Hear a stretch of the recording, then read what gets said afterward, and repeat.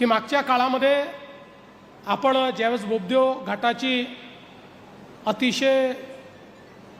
वाईट अशी घटना घडली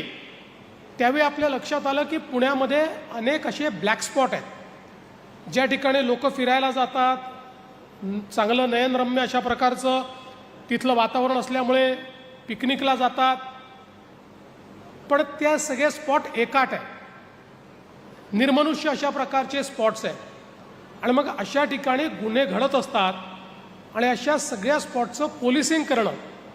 हे सोपं नाही आहे आणि म्हणूनच आपण त्यावेळी आदेश दिला होता